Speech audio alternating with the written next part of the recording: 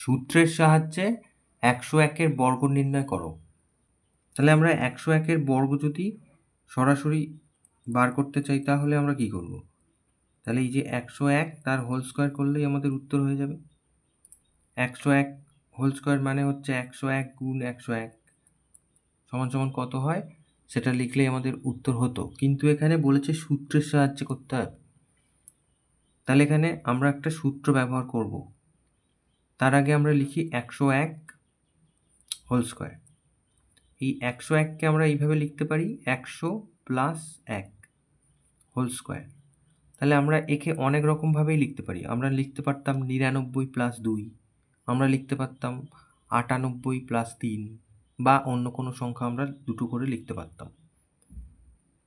কিন্তু সেক্ষেত্রে আমাদের অনেক হিসেব নিকেশ করতে হবে, গুণ করতে হবে অনেকগুলো হয়তো। তো তাই আমরা এইভাবে লিখব 100 আর 1। তাহলে আমাদের খুবই তাড়াতাড়ি হবে, সুবিধা হবে অঙ্কটা করার জন্য।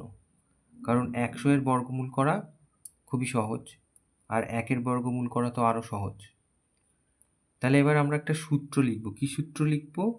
এই যে a প্লাস বি হোল স্কোয়ারের সূত্রটা আমরা লিখব। এই সূত্রটা হচ্ছে square plus 2ab plus B square.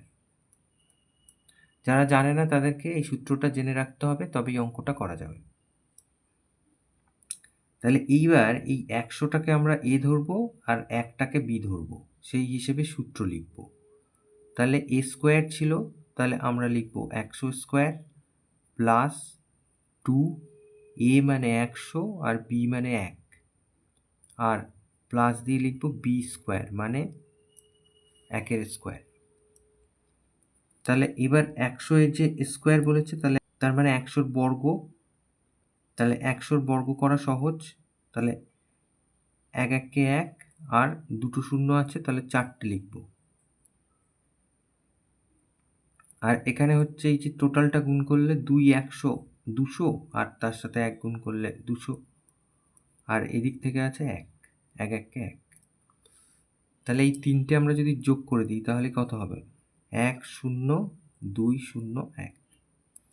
তাহলে আমরা সূত্রের সাহায্যে বর্গ নির্ণয় করলাম 101-এর। এটা উত্তর। তাহলে আমরা এইখানে লিখে দেব এই যে 1 0 2 0 1। তাহলে সূত্রের সাহায্যে যখন বলবে বর্গ নির্ণয় করো তখন আমরা এই অংশটা করব না, এখান থেকে শুরু করব, এই পর্যন্ত হবে উত্তর। লাস্টে এইভাবে উত্তর লিখব 101 তার হোল স্কোয়ার সমান সমান 1 2 0 1।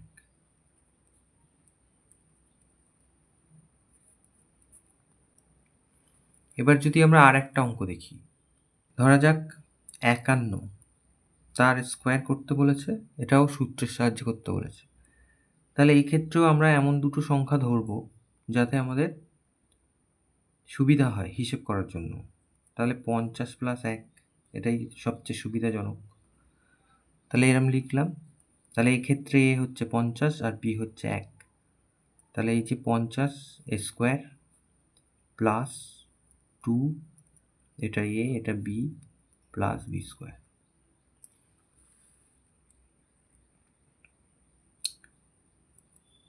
এখানে আমরা এর বর্গ নির্ণয় করব। 5 5 25, দুটো শূন্য, তাহলে তাড়াতাড়ি হয়ে গেল, সেই জন্য আমরা 50 ধরেছি।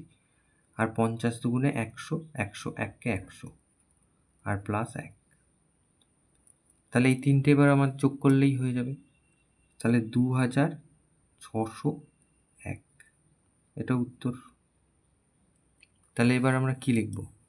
অতএব এই যে 51 স্কোয়ার সমান সমান 2601, এটা বর্গ নির্ণয় করা হলো সূত্রের সাহায্যে। আশা করি বোঝা গেছে। যদি কোনো প্রশ্ন থাকে তাহলে প্লিজ কমেন্ট করে জানাতে পারেন।